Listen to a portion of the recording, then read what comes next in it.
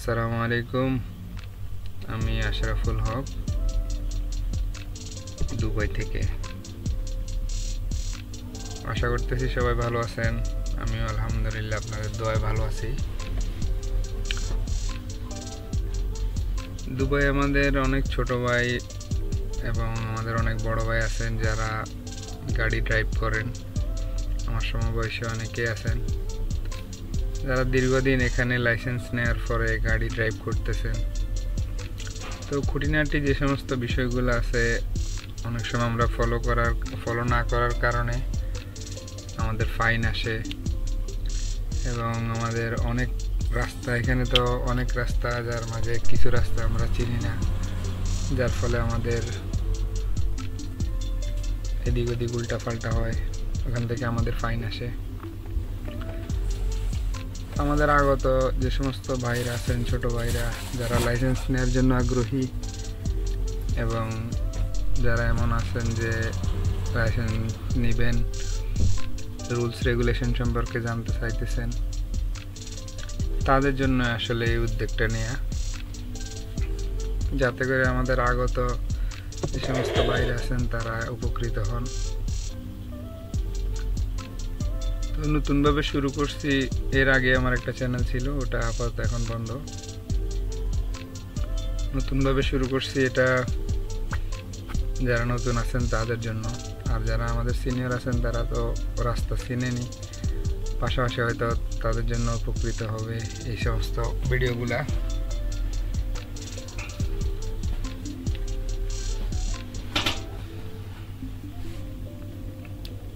নতুন আমাদের মধ্যে যারাই নতুন আসবে তাদের যে সমস্ত কাজগুলো করণীয় থাকবে, যারা লাইসেন্স নেবেন অবশ্যই আগে কিছুদিন রুলস রেগুলেশন সম্পর্কে জানবেন, পাশাপাশি ভিডিও দেখবেন।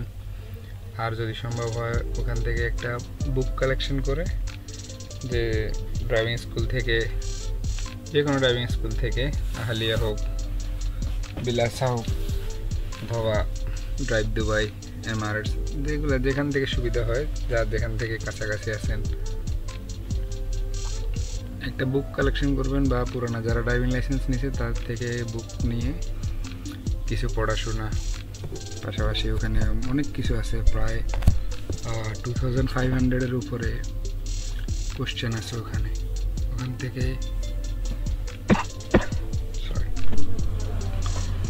ওখান থেকে এগুলো পড়াশোনার মাধ্যমে আপনি পরবর্তীতে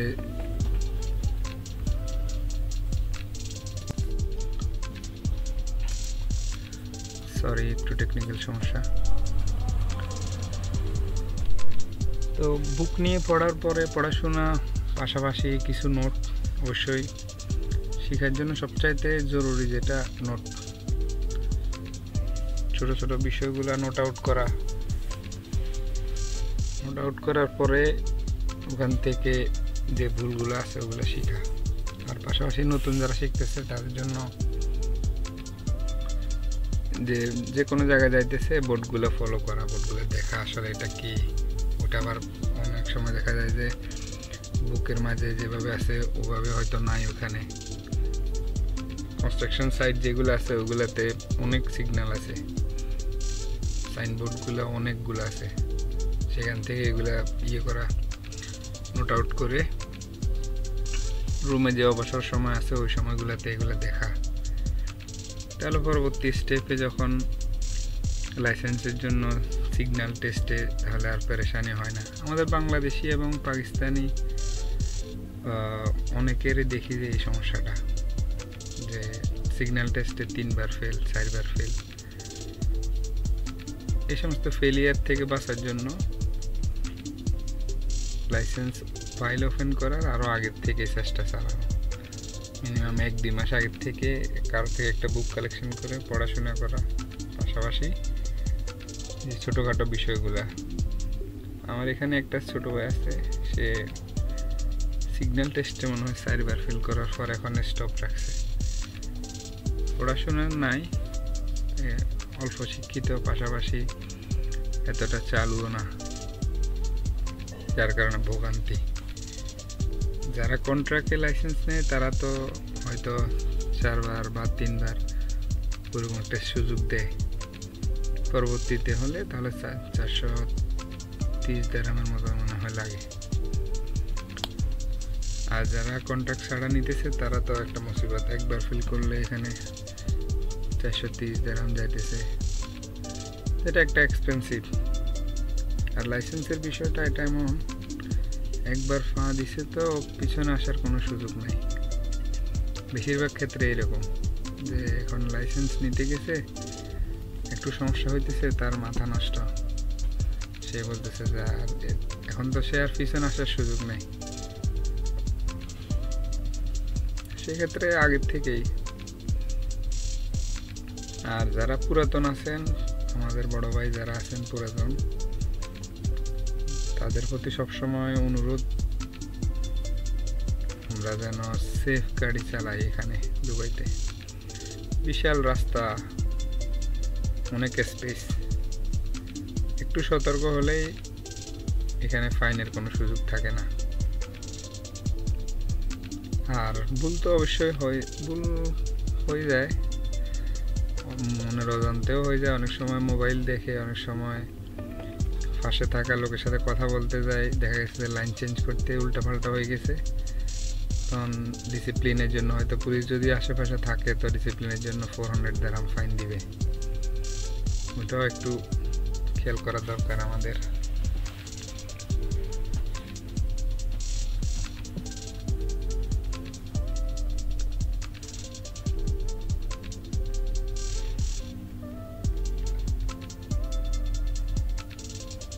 আর দুবাইতে যারাই ড্রাইভিং করি আমরা, বড় গাড়ি বিশেষ করে 3 টন বা 5 টন 7 টন যারা ড্রাইভ করি, তারা সবসময় রোড স্পিডটা ফলো করা দরকার। যে কোনো জায়গায় 60 আছে, আবার কোনো জায়গায় 80 আছে, দেখা গেছে 80+20। যারা 3 টন চালায় তারা তো আরও বেশি চালাতে পারবে, সমস্যা নাই, কারের মতো স্পিড। তবে কিছু জায়গায় এটা লিমিটেশন করা আছে, ওইটা ফলো না করলে 600 দিরহাম ফাইন। ক্যামেরা থাকে। আর ড্রাইভিং, রাফ ড্রাইভিং করা একেবারেই যাবে না দুবাইতে, কোনো প্রয়োজন নাই। কারণ আমরা এখানে আসছি সবাই টাকার জন্য। একটা মিস্টেক, আমাদের যে ইনকাম আছে, ইনকাম থেকে 600 থেকে 700 দিরহাম, একটা মিস্টেক আমাদের চলে যেতে পারে 600-700 দিরহাম। প্লাস রেড লাইন ক্রসিংয়ের যে বিষয়টা, ওটা তো বিগ ফাইন, ওটা প্রায় 3000 দিরহাম প্লাস 1000 দিরহাম লাইসেন্সের উপর। এরপর লাইসেন্স আবার ব্ল্যাক পয়েন্ট আছে, 12 ব্ল্যাক পয়েন্ট দিবে। 1 বছরের মধ্যে যদি 24 ব্ল্যাক পয়েন্ট হয় কারো লাইসেন্সে, ওই লাইসেন্সটা বাতিল, ওই বছর আর গাড়ি চালানো সম্ভব না, ধরা খেলে আবার ফাইন।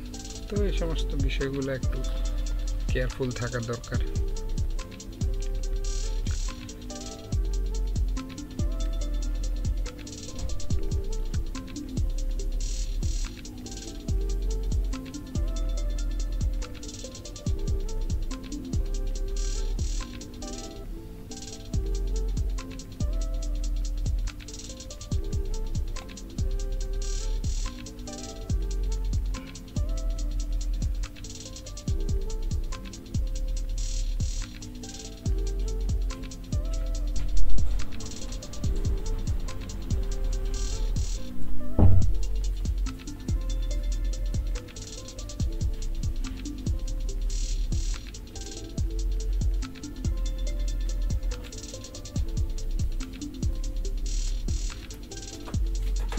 দুবাই হিলস থেকে আরজান যাচ্ছিলাম, ওই সময় ভিডিওটা করা। আশেপাশে অনেক কনস্ট্রাকশনের কাজ চলতেছে, যার কারণে অনেকগুলো বোর্ড আছে এখানে।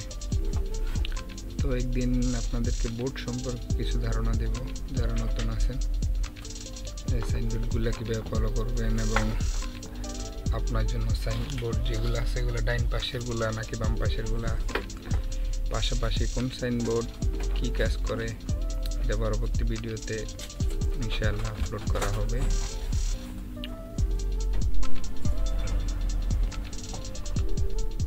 কনস্ট্রাকশন সাইটের আশেপাশে যদি ড্রাইভ করেন, আমাদের বড় ভাইরা যারা আছেন খুবই কেয়ারফুল, কারণ এখানে হিডেন ক্যামেরা থাকে। অনেক সময় আমরা দেখিও না, ওখানে 40 স্পিড দিয়ে বসে আছে, পরে আমরা তো 60 স্পিড মনে করে হয়তো 80-তে যাইতেছি, তখন দেখা গেছে যে পেছন থেকে হিডেন ক্যামেরা থেকে হয়তো ফাইন আসছে।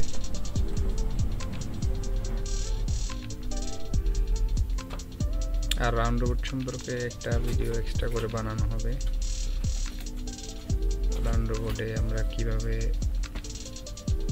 ফার্স্ট লাইন থেকে ফার্স্ট লাইন নাকি ফার্স্ট লাইন থেকে থার্ড লাইন কিভাবে কি করা যায় ওটা সম্পর্কে, জেব্রা ক্রসিং নিয়ে একটা ভিডিও করতে হবে। জেব্রা ক্রসিং নিয়ে অনেক সমস্যা, অনেক সময় দেখা যায় যে জেব্রা ক্রসিং মানুষ পারাপার হইতেছে, ড্রাইভার স্পিড আছে, 500 দিরহাম ফাইন দেয়। যদি আশেপাশে পুলিশ থাকে, যদি দেখে 500 দিরহাম ফাইন দেয়। আবার কিছু কিছু জায়গায় রেসিডেন্স এরিয়াগুলোতে এখানে অটো ক্যামেরা লাগানো আছে, আবার কিছু কিছু জায়গায় মনিটরিং ক্যামেরা লাগানো আছে, ওইখান থেকেও ফাইন আসে। ফাইনটা সাথে সাথে আসে না, এক উইকের পর আসে, হয়তো দেখা গেছে 1 সপ্তাহ বা 10 দিন, 8-10 দিনের মধ্যে আসে। আর আবুধাবি হলে তো কোনো কথাই নেই, আবুধাবি হলে 1 মাস পরেও আসে। দেখা যাচ্ছে আপনি একটা লাইন চেঞ্জ করছেন, ওটা কারণ আবুধাবি পুরোটাই মনিটরাইজেশনে আছে, মনিটরিংয়ে আছে, এটা পুরা শহরটাই মনিটরে। তো মনিটরিং ক্যামেরাগুলোর কারণে আপনি যদি একটা লাইন চেঞ্জে ভুল করেন বা ইন্ডিকেটর দেন নাই, বা আপনি একটা লাইন ক্রস করছেন, হোয়াইট লাইন বা ইয়েলো লাইন ক্রস করছেন, ওই ক্ষেত্রে ফাইনটা আপনার 1 মাস পরেও আসে। আবুধাবি নিয়ে একটা ভিডিও করব ইনশাআল্লাহ। আবুধাবিতে আমাদের সচরাচর যাওয়া হয় না, ইনশাআল্লাহ আবুধাবি নিয়ে একটা ভিডিও করব। বিশেষ করে দুবাইতে রেসিডেন্স এরিয়া যতগুলো আছে প্লাস বিল্লা এরিয়া যত আছে, এগুলো নিয়ে ইনশাআল্লাহ আপনাদেরকে ভিডিও দেব। যারা পুরাতন আছেন আশা করি তাদের উপকার হবে, তো আমার সাথে থাকবেন, আমার চ্যানেলটা সাবস্ক্রাইব করবেন। আর যারা ভিডিওগুলো দেখবেন তারা আশা করতেছি যে লাইক কমেন্ট শেয়ার করবেন, কারণ পরবর্তী ভিডিও যখন আপলোড করা হবে তো ফেসবুক বা ইউটিউব যে রোবট আছে ও আপনার কাছে পৌঁছায় দেবে। আর আপনি যদি লাইক কমেন্ট না করেন বা শেয়ার না করেন, পরবর্তী ভিডিওটা হয়তো আপনার কাছে আসবে না।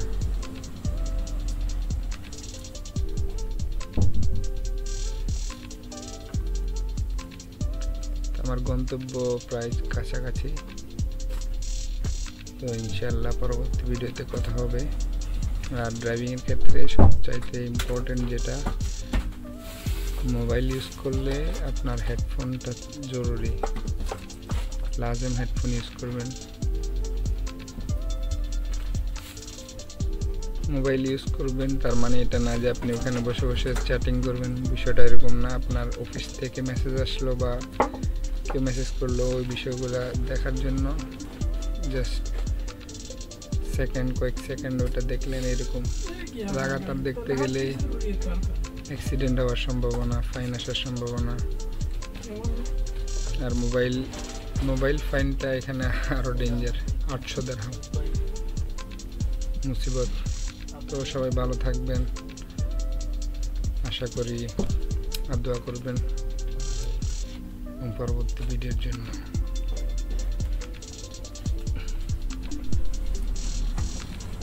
ওকে, আল্লাহ হাফেজ। আমার গন্তব্যে চলে আসছি।